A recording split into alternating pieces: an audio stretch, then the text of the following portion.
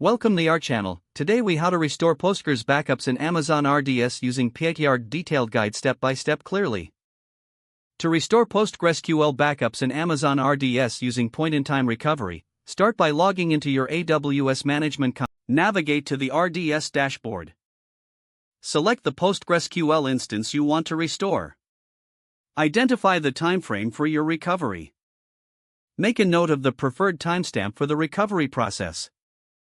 Ensure that your designated time is within the available backup window. Next, create a snapshot of the instance if you want to save the current state before the restoration. Click on the Actions drop-down menu. Select Take Snapshot. Provide a name for the snapshot and click Create Snapshot. Once the snapshot is available, proceed to initiate the restore process. Return to the RDS dashboard and choose Databases from the sidebar. Click on the Actions button for your PostgreSQL instance. This time, select Restore to Point in Time. In the Restore settings, choose the original instance as the source. Specify the desired restoration time using the timestamp you previously noted. Make sure the new DB instance identifier is unique and does not conflict with existing instances. Review the configuration settings, such as instance class and storage options. Once everything is set, click on Restore DB Instance. Monitor the process in the RDS dashboard. Wait for the new instance to reach the available status.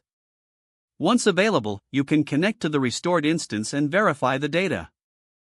Check the application functionality to ensure everything is operating as expected. If necessary, migrate any new data to the restored instance. Finally, consider deleting the old instance if it is no longer needed. This completes your restoration process using point-in-time recovery on Amazon RDS for PostgreSQL. If the page does not load, refresh the browser or try again in a private or incognito window.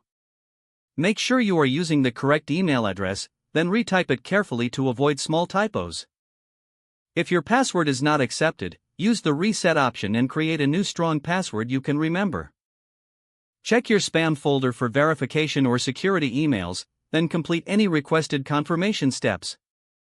Enable two-factor authentication if available to improve account security and reduce unauthorized access risk. After signing in, review your profile details so your contact information and settings are accurate and current. Don't forget to like this video and subscribe to our channel for more step-by-step tech guides.